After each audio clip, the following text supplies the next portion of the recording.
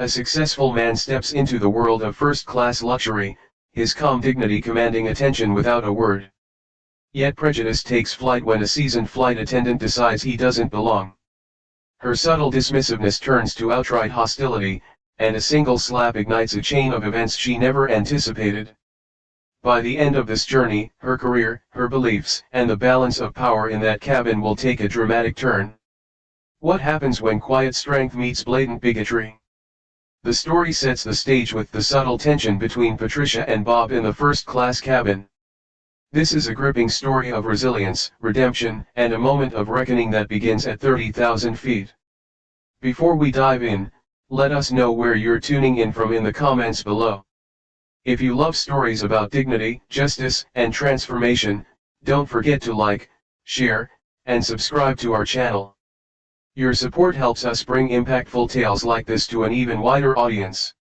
Now, let's get into it. The low hum of Flight 247's engines filled the cabin as passengers settled into their seats. Outside the window, the Chicago skyline faded into a shimmering haze of mid-June heat, the city's towering buildings dwarfed by the vastness of the open sky. Inside the first-class cabin of the Boeing 707, a calm yet refined luxury reigned. Cream-colored leather seats gleamed under the soft ambient lighting, while polished wood accents on tray tables reflected faint golden hues. The faint scent of aftershave and cigarette smoke lingered in the air, mingling with the metallic tang of aviation fuel. From behind the no-smoking signs, passengers puffed casually, their chatter blending with the intermittent crackle of the overhead speaker. Bob Wheeler adjusted the knot of his tie with a steady hand, a habit of precision born of decades spent proving himself in rooms where he was both underestimated and scrutinized. At 65, he carried himself with quiet dignity, his movements deliberate yet effortless. His tailored Brooks Brothers suit, dark gray with a faint window pane pattern, spoke to a life of success earned through relentless perseverance. A dignified black billionaire with a history of resilience and quiet strength. In one hand, he held a neatly folded copy of the Wall Street Journal, its headline proclaiming the latest corporate mergers alongside grim updates from the Vietnam War. His other hand brushed absent-mindedly against the small purple heart pin affixed to his lapel, a reminder of sacrifices made long ago in Korea. As he settled into seat 3A, a frail elderly white woman nearby struggled with her luggage. Without hesitation, Bob rose and offered his assistance. He hoisted her carry-on into the overhead compartment with ease, his strength and composure belying his age. For you, a free like is easy. But for me, it is the greatest support and encouragement. For this video, can you give me one like and one subscription? Thank you very much. Thank you, young man, she said, her smile wavering between gratitude and uncertainty. My pleasure, ma'am, Bob replied warmly, his voice calm and steady. He returned to his seat, folding his newspaper neatly on the tray table. For a brief moment, he allowed his gaze to linger outside the window, watching as the ground crew prepared the plane for takeoff. From the galley, Patricia Pat Morrison observed him with a practiced eye. At 58, Pat had spent over 2 decades perfecting the art of service. Her uniform pressed to perfection and her blonde bouffant hairstyle exuded an air of professionalism that matched her reputation as a stewardess of the old school. But beneath her polished exterior, an unease simmered, a discomfort she had never quite managed to name, but it felt stronger in recent years as the world around her changed. Pat glanced at Bob's ticket, her fingers pausing slightly before returning it to him. Mr. Wheeler, is it? She said, her tone professional but clipped. Her eyes flickered to the seat number, 3A, first class. She hesitated just long enough for the pause to register.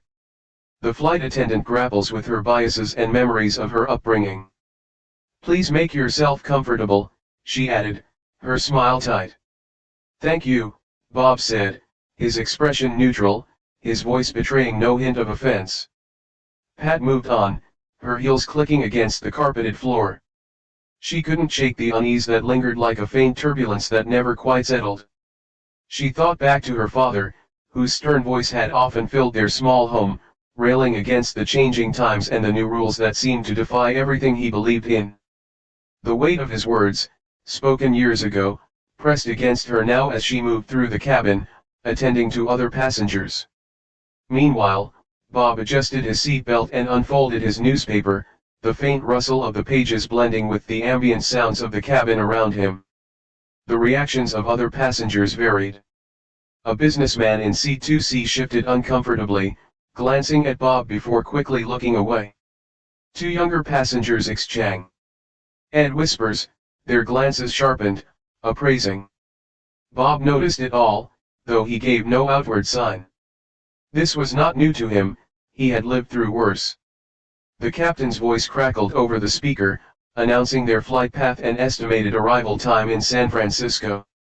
The passengers settled into their routines, adjusting their seats, opening magazines, or requesting drinks from the galley. The faint hum of a radio could be heard, the news anchor's voice grave and deliberate. Today marks 3 months since the assassination of Dr. Martin Luther King Jr., a loss that continues to reverberate across the nation. The words hung in the air, a poignant reminder of the world beyond the cabin. Bob felt the shift in the atmosphere, the way passengers adjusted their posture or exchanged fleeting glances. For some, the mention of King evoked guilt or sorrow, for others, resentment or unease. Bob's expression remained steady, though his thoughts lingered on the significance of the moment. Pat, overhearing the broadcast, tightened her grip on the counter. The voice of the anchor mingled with memories of her father's lectures about keeping things the way they were. She closed her eyes briefly, forcing herself to focus as she prepared to return to the cabin. As she approached Bob's seat, she stopped, smoothing her uniform. "Is there anything I can get for you, Mr. Wheeler?" she asked, her tone polite but distant. "Not at the moment, thank you," Bob replied, his voice measured, his gaze meeting hers briefly. In that moment, there was no anger, no indignation, only a quiet dignity. Pat moved on, her steps deliberate, but the unease in her chest refused to dissipate. She felt it growing like a storm building on the horizon, an attention she couldn't name but knew she couldn't ignore. Bob, meanwhile, turned back to his newspaper. He had long since learned to navigate moments like this with composure, his strength drawn from decades of perseverance and an unshakable belief in his own worth. He was a man who had faced adversity and triumphed, not through confrontation, but through an unwavering commitment to dignity. As the plane gained speed on the runway, lifting into the sky, the cabin settled into a quiet rhythm. Yet beneath the surface, currents of tension remained, unspoken but palpable, hinting at the turbulence yet to come. The steady rhythm of the engines hummed beneath the cabin, but the air inside was anything but tranquil. Patricia Morrison adjusted her scarf for the third time in as many minutes, her movement stiff and deliberate as she paced the narrow aisle of the first-class cabin. She knew the flight well, Chicago to San Francisco, a route she had served dozens of times over the years, but today she felt unmoored.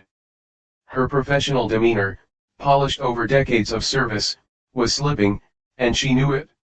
What unnerved her most was that she couldn't quite explain why.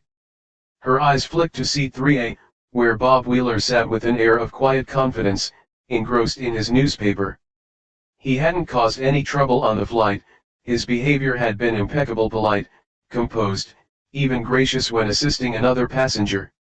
And yet, his very presence unsettled her, like a single out-of-place note in an otherwise harmonious melody.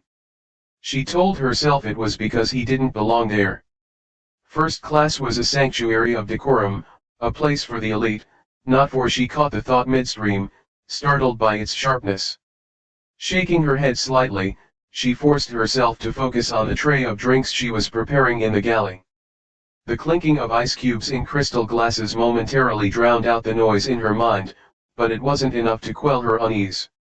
Memories surfaced unbidden, her father at the dinner table, his voice heavy with disdain as he spoke about unearned opportunities and the affirmative action nonsense that had cost him a promotion. Pat had always admired his steadfastness, his conviction that hard work should be rewarded without interference. Yet, as she glanced at Bob, she felt a twinge of something unfamiliar, doubt. She quickly dismissed it, focusing instead on balancing the tray in her hands. As she emerged from the galley, Turbulence jolted the aircraft, sending a ripple through the cabin. Pat steadied herself, but the tray wobbled precariously, and a glass of whiskey toppled over, its amber content spilling onto the floor near Bob's seat. He looked up immediately, concern flickering across his face, though he made no move to complain. Instead, he retrieved a handkerchief from his pocket and leaned down to dab at the mess. "Let me help you with that," he said, his tone calm and measured, as if the spill were of no consequence. Pat bristled, her professional mask slipping further. "That won't be necessary, Mr. Wheeler," she said curtly, kneeling to retrieve the fallen glass. Her voice, clipped and strained, drew the attention of nearby passengers. She could feel their eyes on her, and the heat of their scrutiny only amplified her discomfort. Bob resumed his seat, his expression inscrutable, but the silence between them felt weighted as turbulence shook the plane again, and she clutched the edge of the seat for support. The pressure building within her found its release. "You know," she said, her voice low but sharp, "we don't usually see passengers like you in first class." The words hung in the air, a dagger wrapped in civility. The hum of the engine seemed to falter as a heavy silence descended over the cabin. Bob met her gaze, his expression unreadable, but there was a subtle shift in his posture, a straightening of his shoulders, a quiet assertion of strength. "For you, a free like is easy. But for me, it is the greatest support and encouragement. For this video, can you give me 1 like and 1 subscription? Thank you very much." "I wasn't aware first class had a type," he said, his voice steady, though his eyes reflected a deeper current of emotion. Pat felt the heat rise to her cheeks. She opened her mouth to respond, but before she could, the plane shuddered violently, and another glass tipped over, the liquid splashing onto her skirt.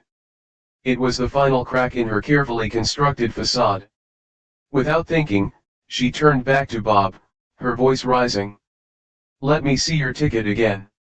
The sharpness of her demand startled even her, but she pressed on, extending her hand expectantly. Bob's calm demeanor remained, though a flicker of something disappointment perhaps crossed his face. Wordlessly, he retrieved the ticket from his pocket and handed it to her. Pat scrutinized it as if searching for a flaw, her hands trembling slightly. The neat print confirmed what she already knew: Seat 3A, First Class, Robert Wheeler. There was no mistake. Yet the truth of it only seemed to fuel her frustration. "People don't just end up in seats like this," she muttered under her breath, her words meant more for herself than for anyone else. "I paid for it," Bob said quietly, the firmness in his tone cutting through the tension like a knife, "just like everyone else." The cabin seemed to hold its breath. Passengers who had been pretending not to listen now turned openly, their expressions ranging from curiosity to discomfort.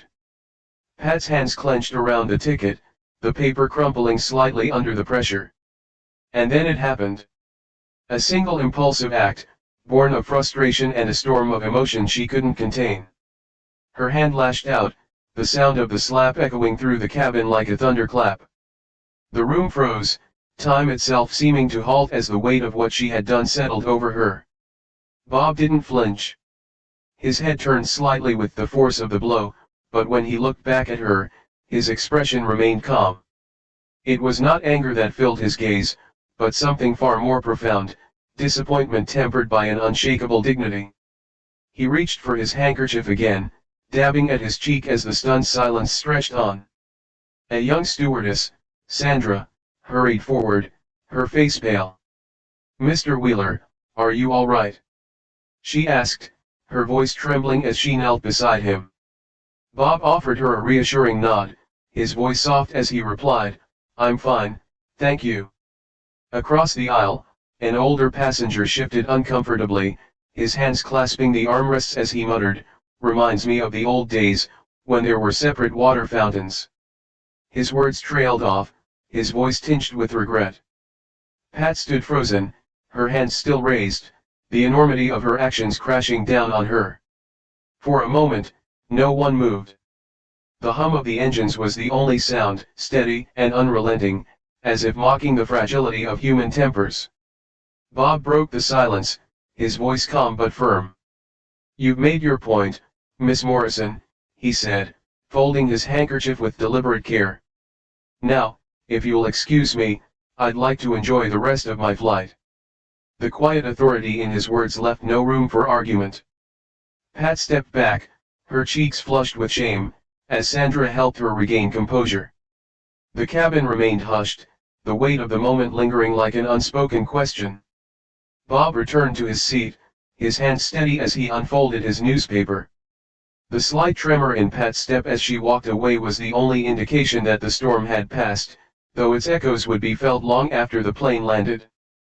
The faint vibrations of the plane's engines were a constant undercurrent, a reminder of the altitude and the distance separating the passengers from solid ground.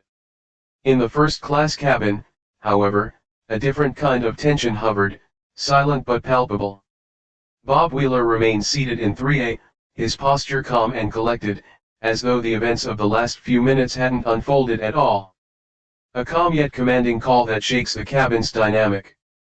But they had, and the weight of them lingered in the air.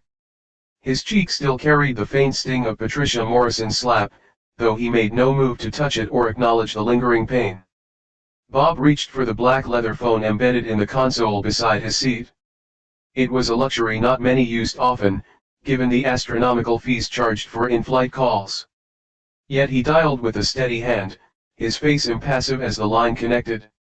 The low hum of the cabin faded into the background as he spoke in the tone so even it belied the significance of his words. "Martin," he began, addressing his assistant by name. "Yes, it's Bob. I need you to handle something for me immediately." There was a brief pause as he listened, his expression unchanging. "No, everything's fine. I just need you to secure the remaining first-class seats on this flight." "Yes, all of them. No exceptions. Charge it to the corporate account. I'll explain later." The passengers seated nearby exchanged glances, their curiosity piqued by the quiet authority in Bob's voice. He wasn't speaking loudly, but there was an unmistakable command in his tone, a clarity of purpose that made it impossible to ignore. When the call ended, Bob placed the phone back in its cradle, folding his hands neatly in his lap as though nothing unusual had occurred.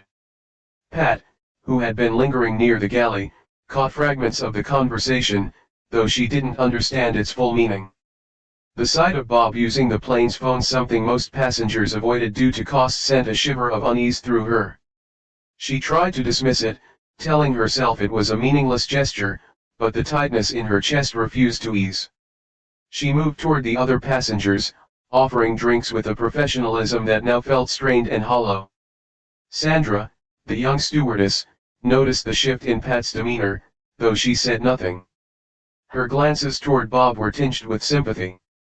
She approached him cautiously, her voice soft but sincere. "Mr. Wheeler, is there anything I can get you? Water? Coffee? Anything at all?" Bob looked up at her, his expression warm but measured. "I'm fine, thank you.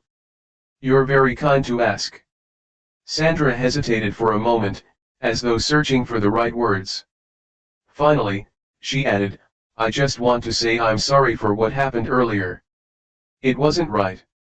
Her words hung in the air, a rare and honest acknowledgement that seemed almost out of place in the polished but impersonal confines of first class. Bob nodded, his gaze steady.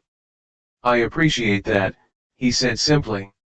There was no anger in his voice, only an acquired dignity that left Sandra feeling both comforted and humbled. "For you, a free like is easy. But for me, it is the greatest support and encouragement. For this video, can you give me 1 like and 1 subscription? Thank you very much." Reflection begins, passengers, staff, and even Patricia start to question their assumptions. As the minutes passed, the mood in the cabin began to shift. Word of Bob's phone call spread quietly among the passengers, and speculation filled the silence. An older gentleman in a tailored suit leaned toward his wife, murmuring, "I think he just bought out the whole cabin." His wife's eyes widened, a flicker of astonishment crossing her face. Nearby, a younger passenger, barely in his 20s, whispered to his companion, "Who do you think he is? A CEO? Maybe a politician?" Pat heard these whispers, and they only added to her unease. Her mind raced, piecing together the fragments of what she had overheard. The idea that Bob, the man she had dismissed as an anomaly in first class, might wield more power than she had ever imagined was a thought she couldn't quite process. Her grip tightened around the tray in her hands, her knuckles turning white. Bob, meanwhile, remained composed, though he was acutely aware of the ripple effect his actions were having. He had lived a lifetime navigating rooms where his presence was questioned, where every action was scrutinized through the lens of prejudice. Yet he had also learned the power of silence, of letting others reveal their character while he stayed steady. This moment was no different. The passengers' reactions revealed much. Some avoided looking at him altogether, their discomfort evident in the way they buried their faces in newspapers or stared out the window. Others stole glances, their curiosity mingled with uncertainty. A few, like Sandra, seemed to side with him openly, their expressions tinged with quiet admiration. For Pat, the weight of the situation grew heavier with each passing minute. She felt the shifting dynamics in the cabin, the subtle way the other passengers regarded her now, with something less than respect. Even Sandra's interactions with Bob felt like a rebuke, a reminder of the humanity she had failed to extend. Pat's professional mask remained intact, but beneath it, cracks were forming. As the plane cruised steadily at 30,000 feet, the atmosphere in the cabin settled into a strange and charged quiet. Bob unfolded his newspaper once more, though he barely glanced at the headlines.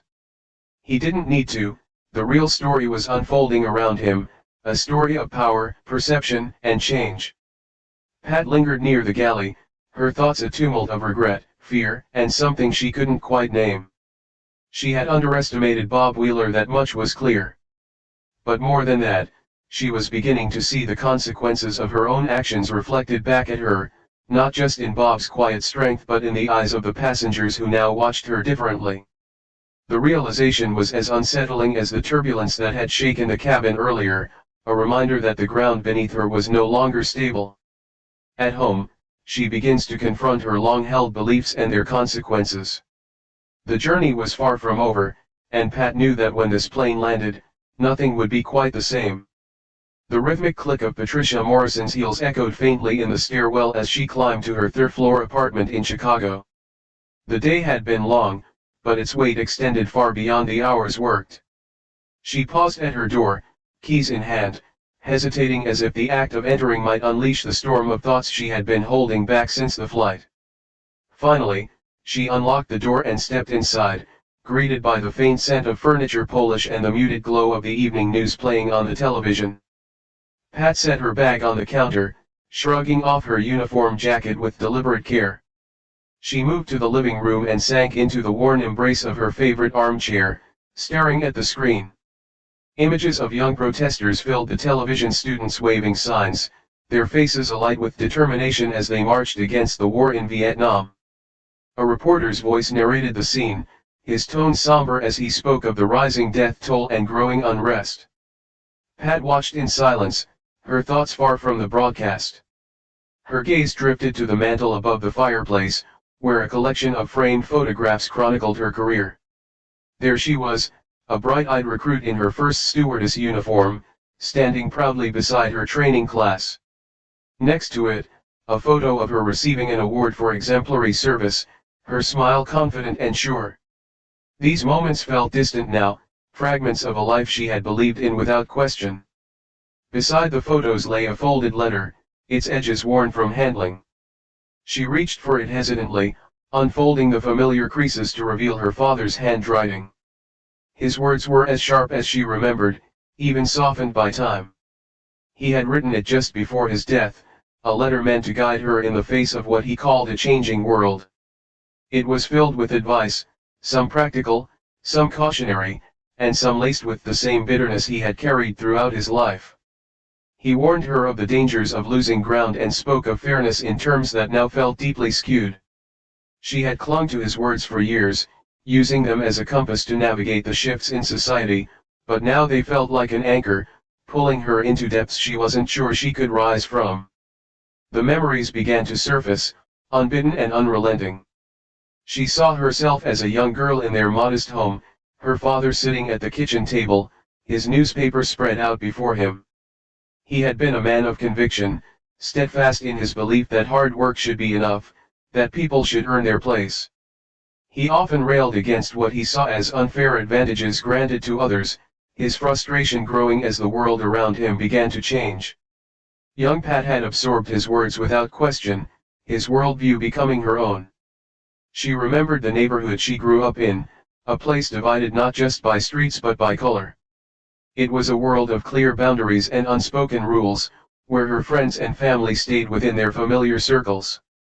There had been a simplicity to it then, a sense of order she had taken for granted.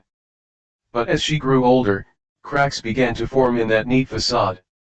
Her father lost his job when the company hired new blood, a decision he had blamed on affirmative action. His anger had been palpable, filling their home with a tension that never truly dissipated. Pat shook her head, trying to dispel the memories, but they clung to her like the smoke from the galley on the flight earlier. She thought of Bob Wheeler, his composed demeanor in the face of her actions, the way he had looked at her not with anger, but with something far more piercing, disappointment. She felt it now, like a weight pressing on her chest, making it hard to breathe. Her thoughts shifted to a different memory, one that surfaced with surprising clarity. She was in her early 20s, sitting beside her mother's hospital bed. An African-American nurse had been tending to her mother, her hands gentle and sure as she adjusted the fore and fluffed the pillows. Pat had been wary at first, her father's words echoing in her mind, but the nurse had been nothing but kind. She spoke softly to Pat, reassuring her that her mother was receiving the best care possible.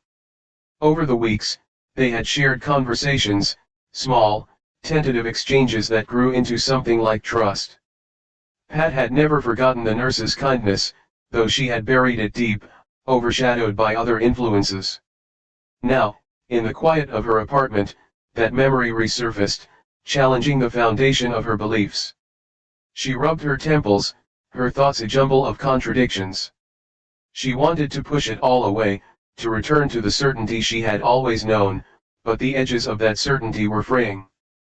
Pat reached for the phone, her fingers trembling slightly as she dialed her sister's number. The familiar voice on the other end brought a momentary sense of comfort, but the conversation quickly turned tense when Pat tried to explain what had happened on the flight. Her sister responded with sharp practicality. "For you, a free like is easy. But for me, it is the greatest support and encouragement. For this video, can you give me 1 like and 1 subscription? Thank you very much." "You've got to be careful, Pat," she said. "The world's different now. People don't tolerate that kind of thing anymore."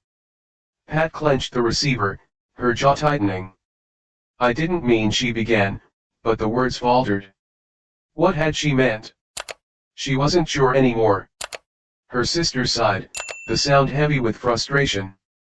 "Look, Pat, you've always been proud of your work, and you should be. But maybe it's time to take a hard look at how you're handling things.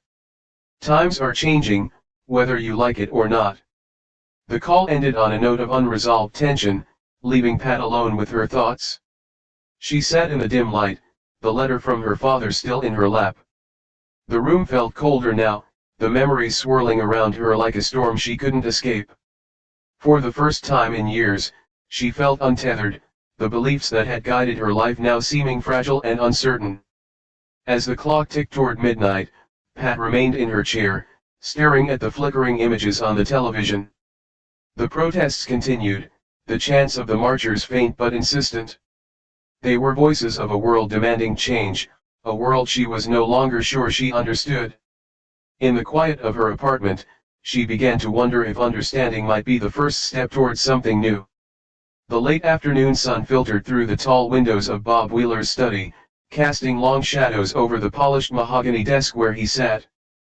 The room was quiet, save for the faint scratching of his pen against paper, surrounding him with the markers of a life both hard-fought and richly lived. Framed photos of his family, medals from his military service, and bookshelves filled with titles that spoke to his insatiable hunger for knowledge lined the walls.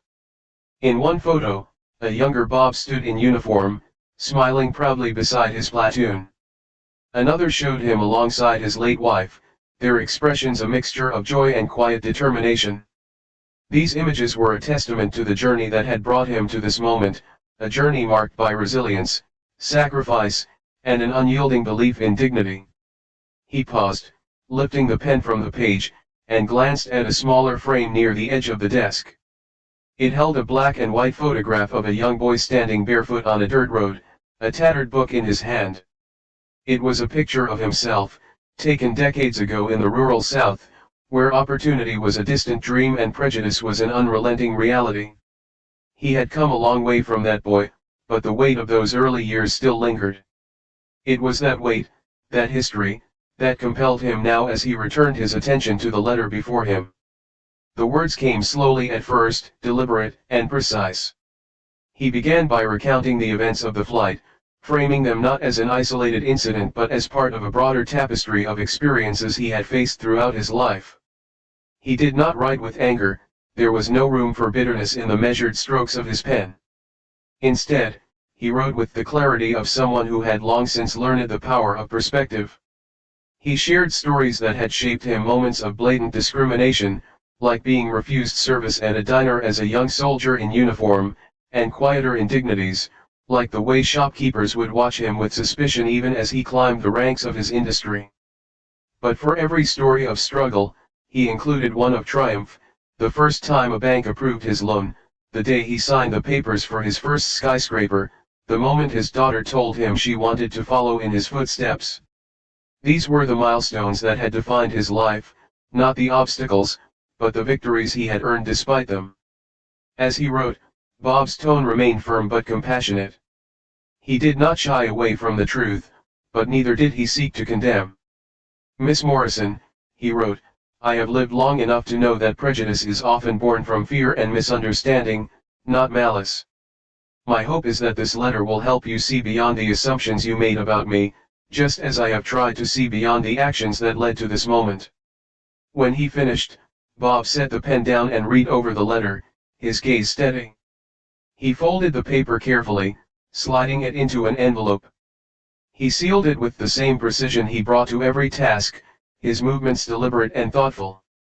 This letter, he knew, was not just a response to an insult, it was an offering, a bridge between two worlds that rarely sought to understand one another. The next day, the envelope arrived at Pat Morrison's apartment. She found it on her kitchen table, its stark simplicity catching her eye. She set down her groceries. Her name was written in neat, flowing script, and the weight of it in her hand felt heavier than it should. For a long moment, she simply stared at it, her heart thudding in her chest. Finally, with trembling fingers, she opened it and unfolded the letter inside. As she read, the words seemed to leap off the page, each one striking with a precision she couldn't escape. Read about Bob's childhood, about the hardships he had endured, and the ways he had fought to rise above them. She read about his moments of success and the quiet pride he carried in his achievements. But what struck her most were the passages where he spoke directly to her, not with anger, but with a calm, unyielding truth. You judged me before you knew me, the letter said, but I have learned that judgment is not the end of the story. We all have the capacity to grow, to see the world through a wider lens. I hope you will take this opportunity to do so.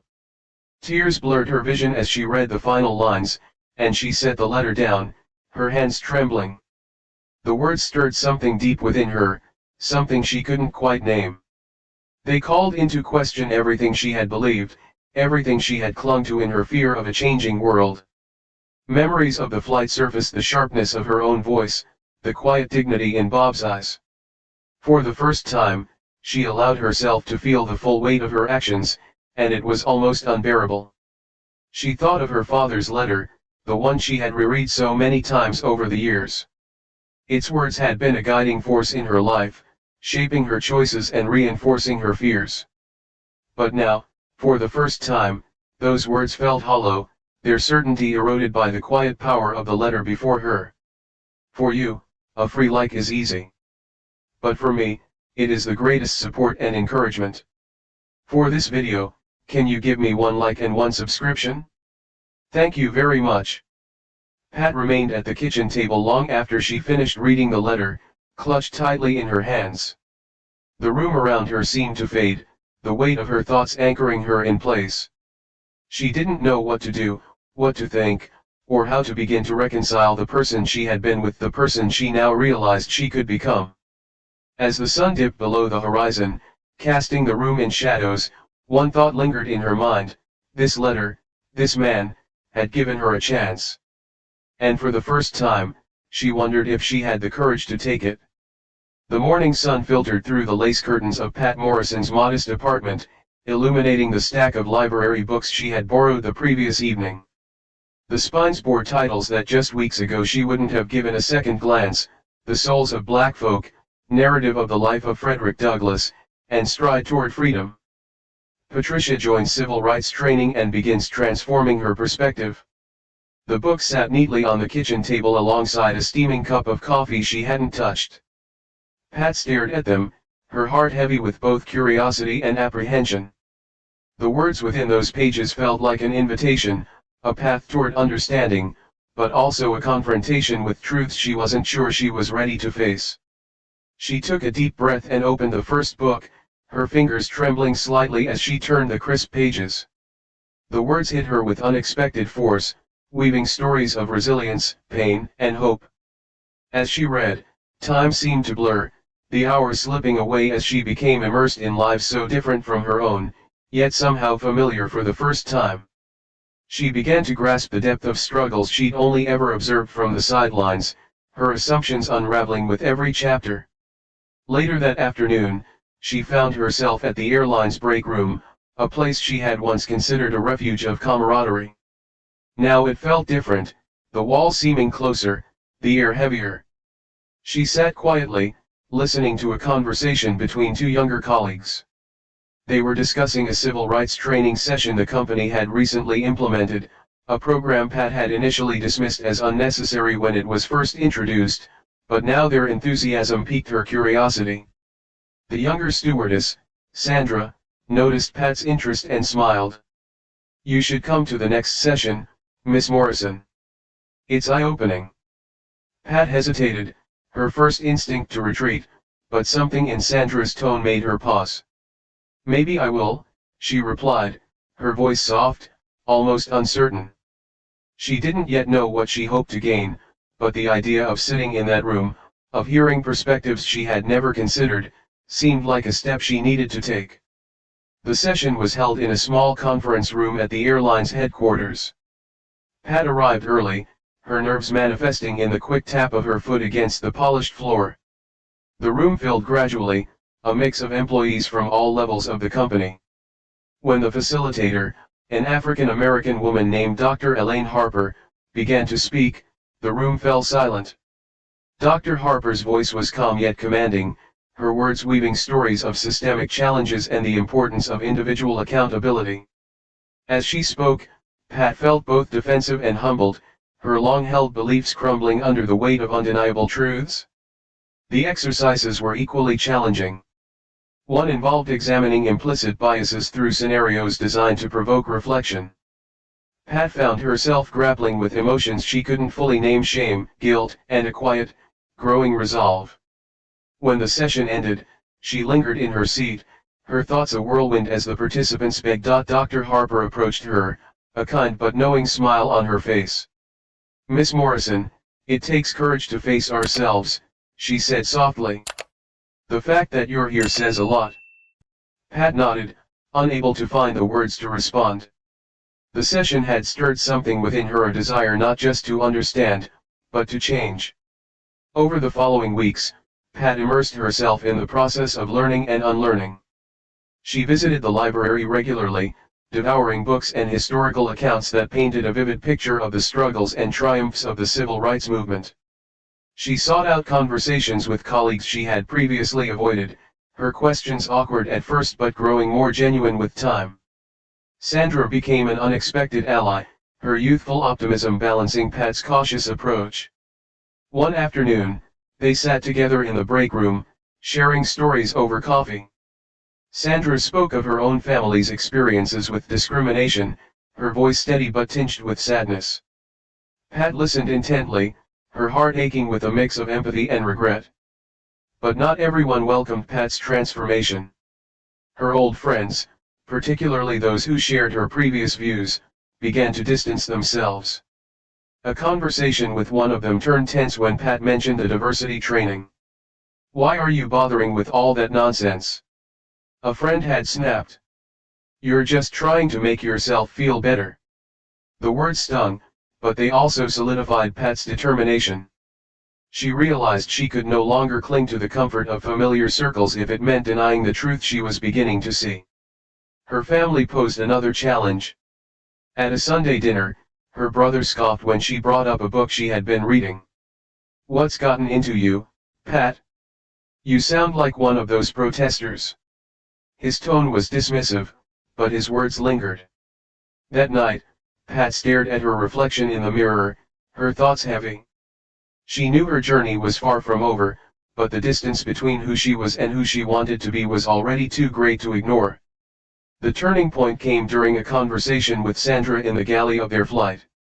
"Why are you doing this?" Sandra asked, her tone curious but kind. Pat thought for a moment before answering. "Because I don't want to be the person I was," she said simply. "I can't go back to that." The words felt both terrifying and liberating, a confession and a commitment all at once. A few weeks later, Pat made a decision that surprised even herself. She handed in her resignation, choosing to leave her job as a flight attendant to pursue a new path. It was a leap into the unknown, but for the first time in years, she felt a sense of purpose. The transformation was far from complete, but the chrysalis had formed, and the possibility of what lay ahead gave her hope. The air was crisp as Pat Morrison stepped out of her car, clutching the small notepad she had brought along for her first meeting at the community organization. The building, a modest brick structure nestled between two larger office complexes, buzzed with energy. Through the tall windows, she could see people moving about, carrying stacks of papers, setting up tables, and exchanging warm greetings. The sight stirred a strange mixture of excitement and unease within her. She adjusted the scarf around her neck, took a deep breath, and stepped inside. The room smelled faintly of coffee and newsprint, a comforting combination that reminded her of early mornings in the airline break room, but this space felt different. There was an urgency in the air, a sense of purpose that was both invigorating and intimidating. A man in his early 60s with graying hair and a kind smile greeted her warmly. "You must be Miss Morrison," he said, extending his hand. "I'm George Taylor, the coordinator here. We're thrilled to have you join us." Pat shook his hand, her grip firm despite her nerves. "Thank you, Mr. Taylor. I'm still figuring out where I fit in all this," she admitted, her voice tinged with hesitation. He chuckled. "That's what we're here for. Don't worry, you'll find your place soon enough. Let me introduce you to the team." George led her through the room, introducing her to people from all walks of life. There were seasoned activists who spoke with quiet authority, their words carrying the weight of years spent fighting for change. Younger members brought a vibrant energy, their enthusiasm infectious as they discussed strategies for voter registration drives and school integration efforts. Each introduction chipped away at Pat's trepidation, replacing it with a growing sense of belonging. Her first task seemed simple enough: assist with organizing materials for an upcoming voter registration drive. The team worked together in the back room, packing pamphlets and registration forms into neat bundles. As she folded papers and tied them with string, Pat listened to the conversations around her.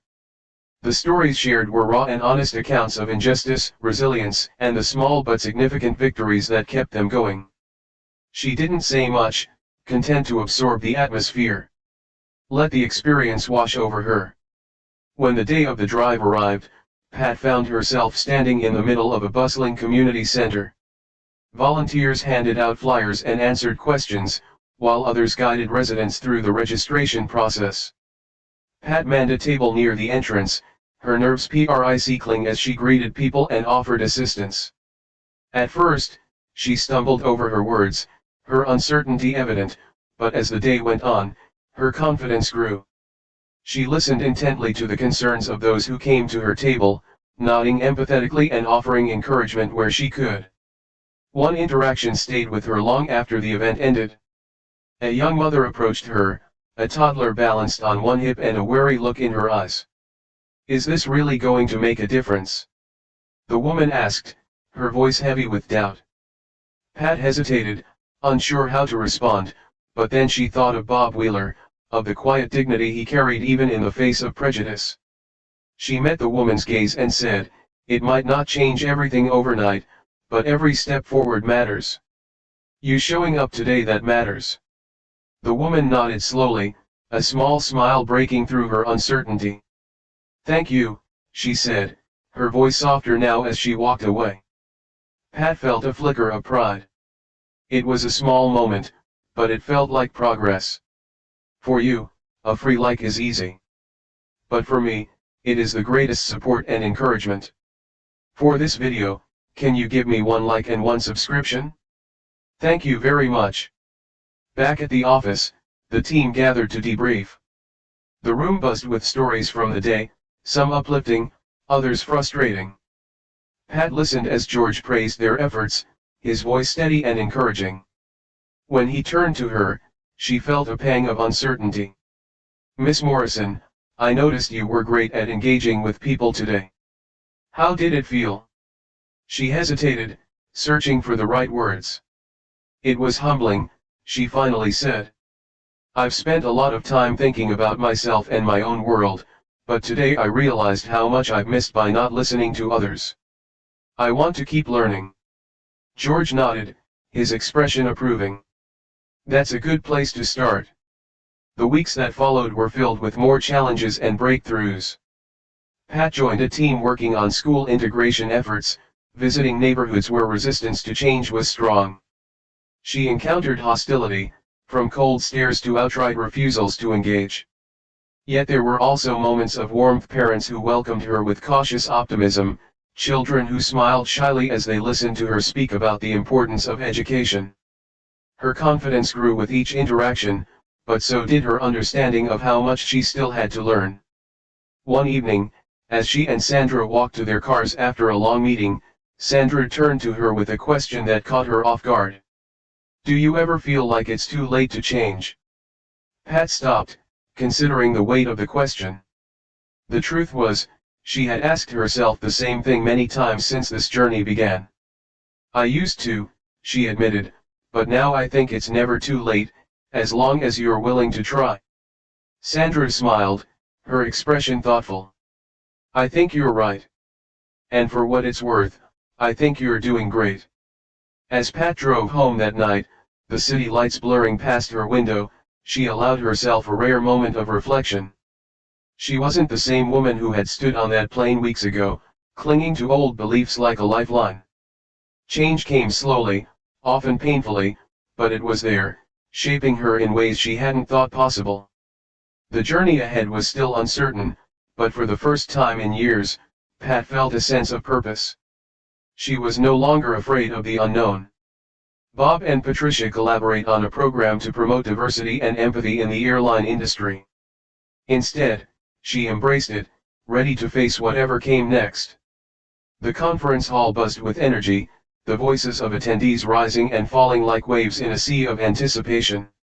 Civil rights leaders, community organizers, educators, and supporters filled the space, their presence a testament to the movement's resilience and growth.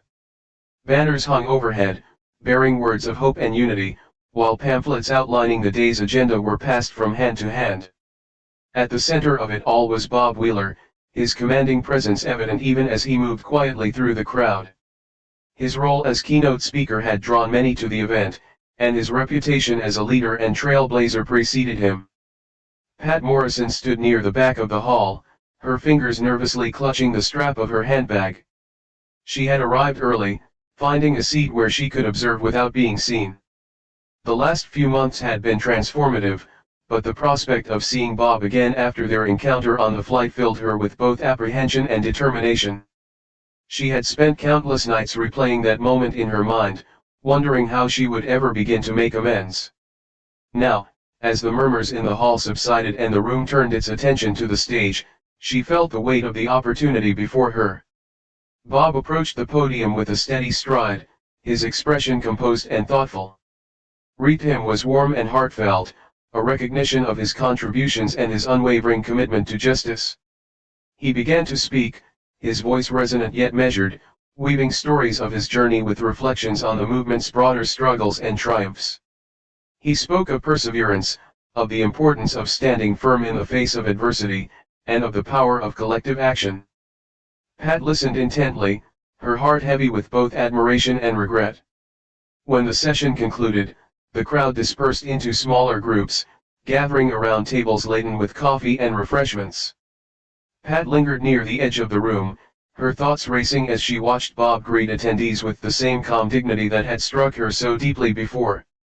She had been invited to this conference by Sandra, her young colleague who had encouraged her to take this next step in her journey. Now, standing just a few feet away from the man who had unknowingly set that journey in motion, she felt the enormity of the moment. Gathering her courage, Pat approached him. He turned toward her as she neared, his expression neutral but attentive. For a brief moment, she faltered, her words catching in her throat, then she extended her hand and said softly, "Mr. Wheeler, I'm not sure if you remember me, but—" Bob interrupted gently, his gaze steady but not unkind. "Pat Morrison, from Flight 247. His voice carried no trace of anger, only a calm that both reassured and unnerved her. "Yes," she said, her voice barely above a whisper. "I wanted to thank you for the letter. It made me think in ways I never had before." She hesitated, then added, "And I want to apologize. Truly." Bob regarded her for a long moment, his expression unreadable. Finally, he nodded. "Let's talk," he said simply, gesturing toward a quieter corner of the room. They sat across from each other at a small table, the hum of conversation around them fading into the background. For the first time, Pat found herself able to speak freely about the changes she had experienced since that fateful flight. She recounted her time with the civil rights organization, the books she had read, the lessons she had learned, and the ways her worldview had shifted. Her words were halting at first, but as she continued, they gained strength, reflecting the conviction she had found along the way. Bob listened without interruption, his hands folded on the table before him. When she finished, he leaned back slightly, his gaze thoughtful. "It takes courage to do what you've done, Miss Morrison," he said. "To look inward and challenge your own beliefs. That's not easy." Pat felt a lump rise in her throat at his words. "It hasn't been," she admitted, "but it's been necessary. And I know I still have a long way to go." Bob nodded. "We all do," he said. "The journey never really ends. But what matters is that we keep moving forward." For the first time since their encounter, Pat allowed herself to smile, a small but genuine expression of relief. "Your letter, it gave me a chance I didn't know I needed," she said. "I can't thank you enough for that." Bob's lips curved into a faint smile. "Sometimes all it takes is one step to start a new path," he said. "I'm glad you took it." Their conversation shifted to broader topics. Bob shared stories of his experiences as a young soldier in Korea, the challenges of building his career, and the moments that had shaped his perspective. Pat listened intently, her admiration for him growing with each word. In turn, she spoke of her upbringing, her father's influence, and the moments of doubt and realization that had brought her to this point. The dialogue between them was candid and unguarded, a meeting of minds and hearts that transcended the divisions of their past. As the conference began to wind down, Pat and Bob stood together near the exit. The room was nearly empty now, the energy of the day giving way to a quieter sense of reflection. "I hope this isn't the last time we talk," Pat said, her voice tinged with hope. "It doesn't have to be," Bob replied. The work we're doing changing minds, building bridges, it's not something anyone can do alone. Pat nodded, her resolve strengthening. Then I'll keep doing my part. Bob extended his hand, and she shook it firmly, a gesture of mutual respect and understanding. As they parted ways, Pat felt a sense of closure and renewal. The journey that had begun in turbulence and tension had brought her to a place of clarity and purpose, and for the first time in her life, she truly believed in the possibility of change, not just for herself, but for the world around her. The hum of the office buzzed with quiet energy as Bob Wheeler leaned over a large table strewn with papers. Across from him, Pat Morrison carefully arranged notes she had been compiling for weeks. The room was modest, but the work unfolding within it carried a sense of purpose that far exceeded its four walls. Bob's voice, calm yet filled with conviction, broke the silence. The program has to be more than just a lecture. People need to see themselves in the stories we share. They need to understand how these issues affect real lives. Pat nodded, her pencil hovering over her notepad. She had spent countless hours reflecting on her own experiences, recalling moments when her biases had gone unchallenged. Now, those memories were being transformed into something actionable. We could include role-playing exercises, she suggested, her voice gaining strength, scenarios that force people to confront their assumptions in a safe environment. It's uncomfortable, but it works. Bob's eyes lit up at the idea. That's exactly the kind of engagement we need. Real conversations, real self-reflection. Their collaboration was a delicate balance. Bob's years of experience navigating prejudice provided invaluable insight, while Pat's journey of personal transformation brought a fresh perspective to the table. At times, their approaches differed. Bob leaned toward directness, while Pat often sought ways to ease participants into difficult conversations. But their shared vision of fostering understanding and empathy united them. For you, a free like is easy. But for me, it is the greatest support and encouragement. For this video, can you give me one like and one subscription? Thank you very much. Weeks of planning culminated in the creation of a pilot program aimed at addressing biases and promoting diversity within the airline industry. The training combined historical context with personal stories, interactive activities, and practical tools for building inclusive workplaces. It was ambitious, and they both knew the road ahead would not be easy. The launch of the pilot program was met with a mix of curiosity and skepticism. On the first day of training, a group of airline employees filed into a conference room, their expressions ranging from cautious interest to outright indifference. Bob and Pat stood at the front of the room, their presence a quiet but powerful reminder of the program's purpose. Bob began with a story from his own life, a moment of discrimination he had faced as a young soldier. His tone was measured, his words deliberate, and the room fell silent as he spoke. When he finished, Pat stepped forward, her voice steady despite the flutter of nerves in her chest. She shared her own story, one of ignorance and regret, and how it had led her to re-evaluate everything she thought she knew. Change isn't easy, she said, meeting the eyes of those in the room, but it's possible. I'm standing here as proof of that. The room remained quiet, the weight of their words settling over the participants. Then, slowly, the conversation began. Some employees voiced their doubts, questioning the need for such training. Others shared their own experiences, tentative at first but growing more confident as the dialogue unfolded. One man, a senior flight attendant, admitted that he had never considered how his words might affect his colleagues. I thought I was just joking, he said, his voice tinged with regret. I didn't realize the harm I was causing. Moments like these were small but significant victories, signs that the program was beginning to take root. As the days turned into weeks, the training sessions gained momentum. Stories of breakthrough spread, and word of the program reached other airlines. Bob and Pat were invited to present their initiative at an industry-wide conference, a milestone that filled them with equal parts pride and apprehension. The conference hall was larger than any space they had worked in before, its walls adorned with banners from major airlines. Executives mingled with staff, the conversations blending into a low hum of anticipation. The initiative spreads industry-wide, changing workplace culture. When Bob and Pat took the stage, the room quieted, all eyes on them. Bob began, his voice steady as he outlined the program's goals and its early successes. He spoke of the importance of creating workplaces where everyone felt valued and respected, regardless of their background. Then Pat stepped forward, her presence a testament to the program's impact. She shared the story of her transformation, weaving her personal journey with the broader message of the initiative. Her words carried an authenticity that resonated deeply, drawing nods and murmurs of agreement from the audience. As their presentation concluded, the applause was immediate and sustained.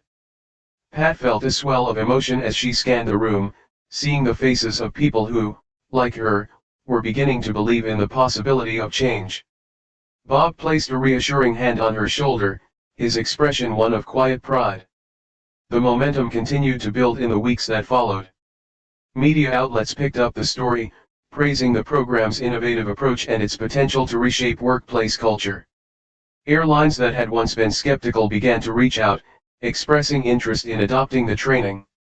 The ripple effect was undeniable, and Bob and Pat found themselves at the center of a growing movement. Late one evening, as they reviewed feedback from the latest session, Pat leaned back in her chair, her expression contemplative. "Do you think it's enough?" she asked, her voice tinged with both hope and doubt. Bob regarded her thoughtfully before replying. "It's a start," he said. "Change doesn't happen overnight. Ersation, every step forward, it matters. And that's how we build something lasting."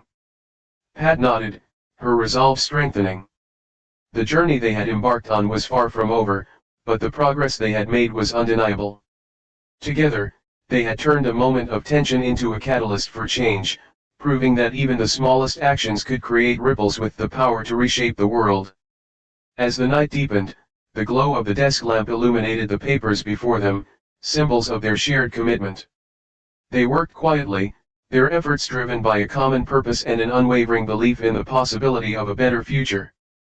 The grand ballroom of the hotel was a far cry from the narrow aisles of the Boeing 707 where Pat Morrison had once spent her days as a flight attendant.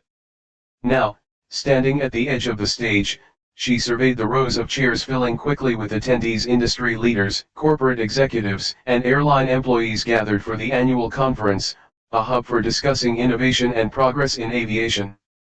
Among them were faces she recognized, former colleagues, supervisors, and peers, some of whom had once whispered doubts about her. The thought might have unsettled her months ago, but now it only fueled her resolve. Bob Wheeler approached her, his presence as steadying as ever. He gave her a nod, his expression one of quiet encouragement. "Ready?" he asked. Pat adjusted the microphone clip to her lapel, her heart pounding but her voice steady. "As ready as I'll ever be." Moments later, she stepped onto the stage, the lights casting a warm glow over the podium. The room quieted, and all eyes turned toward her.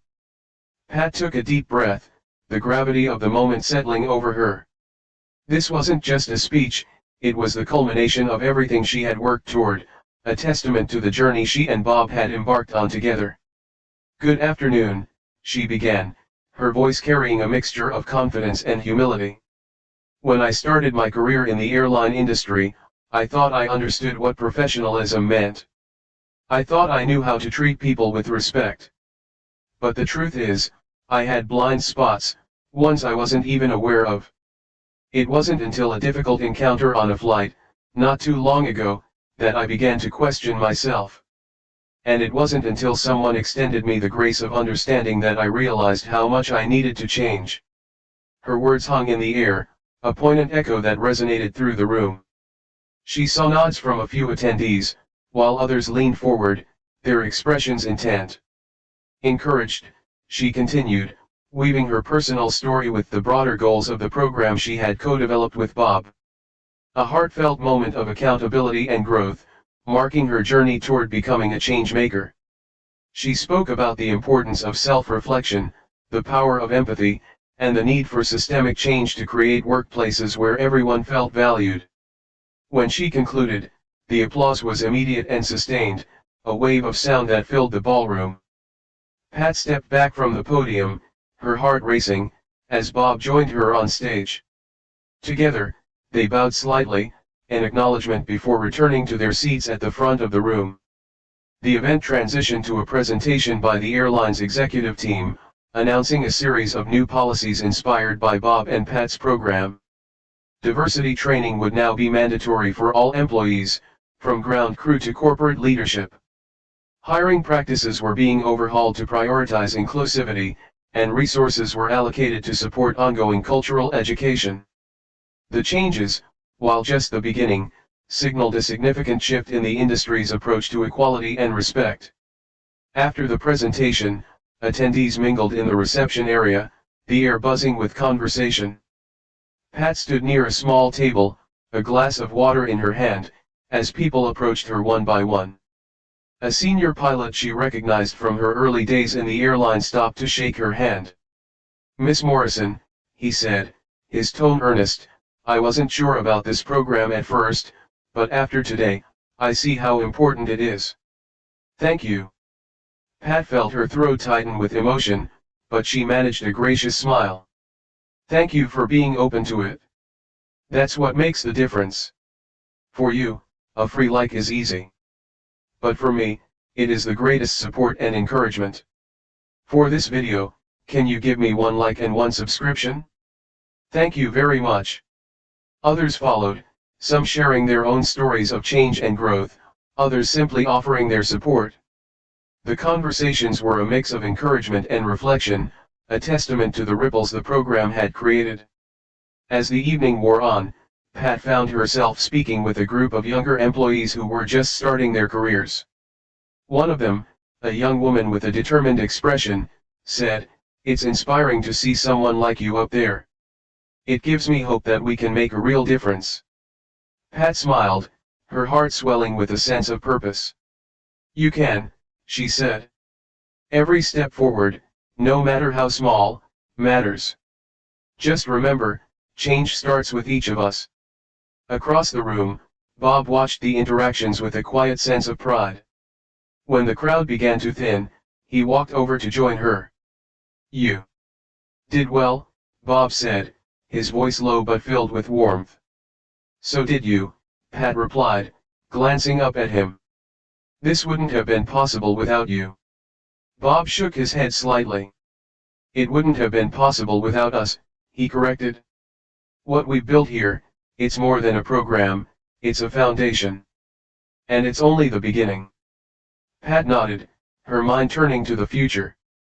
There was still so much work to be done, so many minds to reach and bridges to build. But for the first time in a long time, she felt ready.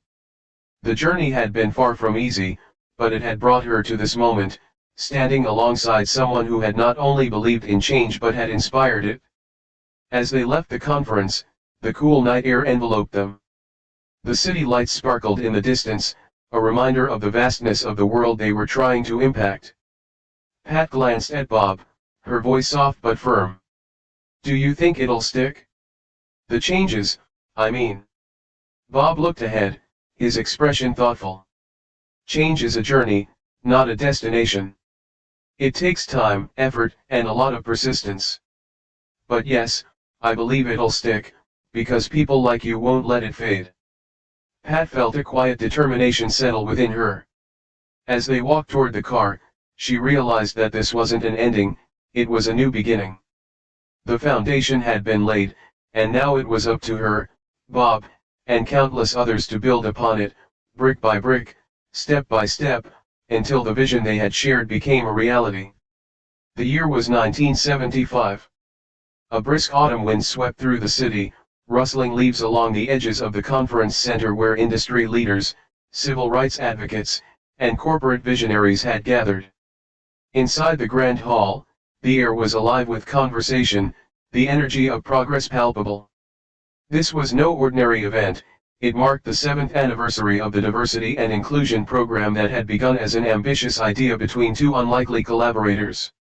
The room hummed with anticipation, its walls adorned with banners bearing a simple yet powerful phrase, "Building bridges, Creating futures. Pat Morrison stood backstage, her hands clasped around a small card containing the speech she had prepared. She didn't need the notes, every word was etched into her mind, yet holding them felt grounding, a reminder of the long journey that had brought her here. She caught her reflection in a nearby mirror and paused. The woman looking back at her was far removed from the person she had been years ago. Silver streaked her hair now, and her face bore the marks of time and experience, yet her eyes carried a quiet determination, a testament to the transformation she had embraced. Ready? Bob Wheeler's familiar voice broke through her thoughts. He stood nearby, his presence as steadying as ever. Age had softened his features, but his aura of quiet dignity remained unchanged. Pat turned to him, a small smile playing on her lips. As ready as I'll ever be. The hall fell silent as she stepped onto the stage, her heels clicking softly against the polished floor. The audience before her was vast and diverse, a mix of seasoned professionals, young activists, and former colleagues. Among them, she spotted faces she hadn't seen in years, flight attendants who had once doubted her, supervisors who had dismissed her, and most notably, younger staff whose expressions carried hope and admiration. The sight filled her with both pride and humility. "Good afternoon," she began, her voice steady, carrying warmth and sincerity. 7 years ago, I stood in a very different place, not on the stage, but within myself. I was a woman set in her ways, unaware of the blind spots that shaped my perspective. I thought I understood respect, but what I really understood was comfort, the kind that comes from staying within the boundaries of familiarity. She paused, letting her words settle before continuing. It took one moment, one conversation, and one person to shake me out of that comfort. That moment taught me that change isn't about shame or blame, it's about growth. And that's why we're here today, to continue growing together. The room was still as she wove her story into the broader impact of the program she had co-created with Bob. She spoke of its humble beginnings, the resistance they had faced, and the breakthroughs that had followed. Her voice carried the weight of experience but also the lightness of hope, a balance that kept the audience riveted. She concluded with words that felt as much for herself as for those listening: change is not a straight path, nor is it an easy one. But with every step forward, we move closer to the world we want to see. And that journey is worth every effort. The applause was immediate and thunderous, a wave of sound that filled the hall and swelled her heart. As Pat stepped back from the podium, Bob joined her on stage, the two of them standing side by side as the crowd continued to rise in appreciation. After the ceremony, the attendees gathered in a spacious reception area where the conversations buzzed with ease. Pat found herself surrounded by people eager to share their stories. One former colleague approached, her expression a mixture of humility and admiration. "Pat, I wasn't kind to you back then. I didn't understand what you were trying to do, but now I see it. Thank you." Pat met her gaze, her smile genuine. "It's never too late to see things differently," she replied. "That's what I've learned. For you, a free like is easy. But for me, it is the greatest support and encouragement. For this video, can you give me 1 like and 1 subscription? Thank you very much." A younger flight attendant stepped forward, her enthusiasm palpable. "Your story inspired me to join this field.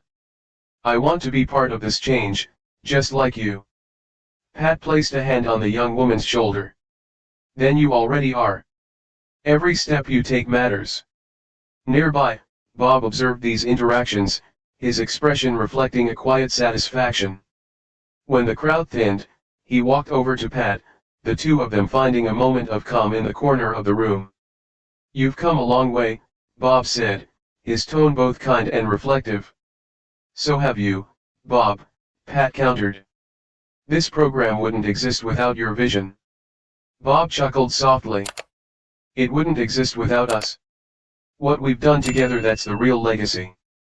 Pat nodded, her mind turning to the future. There was still so much work to be done, so many minds to reach and bridges to build. But for the first time in a long time, she felt ready. The journey had been far from easy, but it had brought her to this moment, standing alongside someone who had not only believed in change but had inspired it. As the evening wound down, a young organizer approached them, carrying a framed article featuring their program's success. "I thought you might like this," she said, her voice tinged with reverence. "It's a small reminder of the difference you've made." Bob and Pat studied the article together, their faces lit by the warm glow of its headlines, "From Conflict to Collaboration, How One Program Reshaped an Industry." Bob turned to Pat, his voice low but resolute. "Legacy isn't about what we leave behind, it's about what we set in motion." Pat smiled, her heart full. "And what we set in motion keeps moving." As they stepped outside, the cool night air wrapped around them. The stars above shone bright, reflecting the vastness of the world they had worked so hard to change.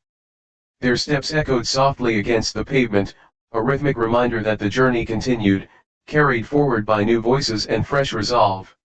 The story didn't end here, it never truly ended. It flowed into the future, carried by those who believed in the power of connection, dignity, and the unyielding hope that every 13. Legacy in motion. Pat and Bob reflect on the progress they've made and the enduring impact of their work. Step forward mattered. Pat and Bob stepped into the cool night, their footsteps fading into the quiet hum of the city. The stars above seemed brighter than usual, a reminder of the vastness of the world they had worked so hard to change. Their journey was far from over, but they knew that the legacy they had set in motion would continue to grow, carried forward by those inspired to make a difference. The story of Pat Morrison and Bob Wheeler is a powerful reminder that change isn't about grand gestures, it begins with small, courageous actions that ripple outward. Their journey shows us that even the most ordinary moments can ignite extraordinary transformations, proving that progress is always possible when we choose understanding over division. What would you do if faced with prejudice or injustice? Would you stand for what's right, even when it's difficult? Share your thoughts in the comments below, we'd love to hear how you would respond. If this story moved you, don't forget to like and share it to spread its message of hope and courage. And be sure to subscribe to our channel for more inspiring stories that celebrate the power of transformation and the enduring strength of humanity.